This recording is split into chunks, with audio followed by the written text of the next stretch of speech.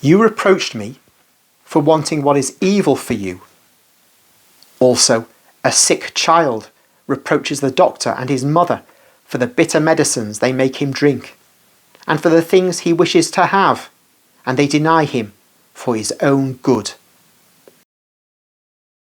Has Satan made you so blind and mad that you do not understand the true nature of the action I took on your behalf? And that you can call malevolence and wish to ruin you what is a provident cure of your master, of your saviour, of your friend, to restore you to health? I kept you close to me. I took money away from your hands.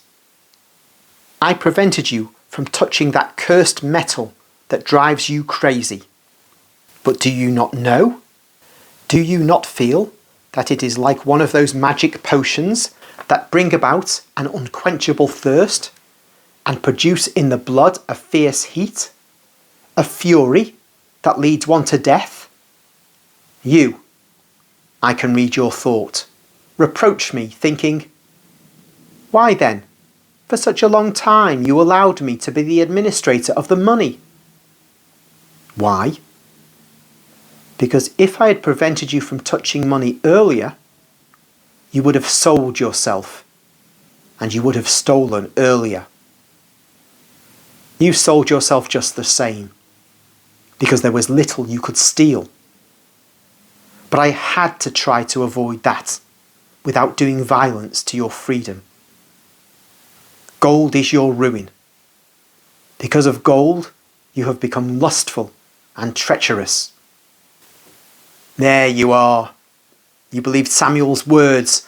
I'm not Jesus, who had become more and more animated in speaking, without ever assuming a violent tone or threatening punishment, suddenly utters a cry of authority, I would say, a cry of anger. He darts a furious look at Judas, who has raised his face to speak those words, and imposes, "Be quiet," in a voice that sounds like the roar of thunder. Judas falls back on his heels again, and speaks no more.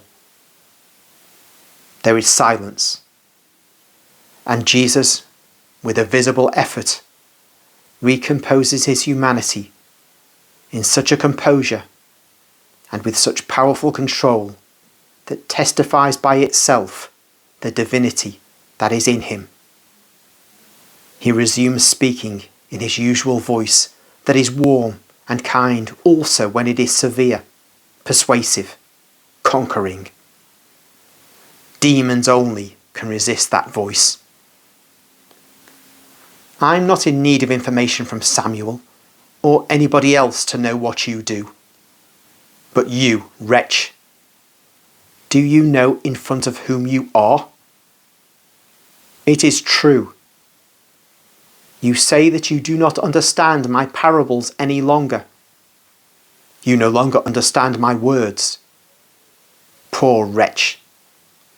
You do not even understand yourself anymore. You do not even understand good and evil anymore. Satan, to whom you have given yourself in many ways. Satan, whom you have followed in all the temptations he presented to you, has made you stupid.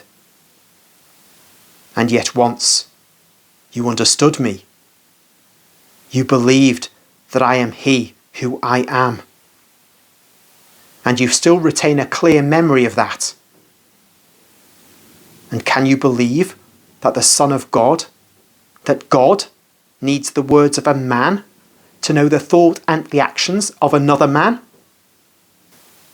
You are not yet perverted to such an extent as not to believe that I am God.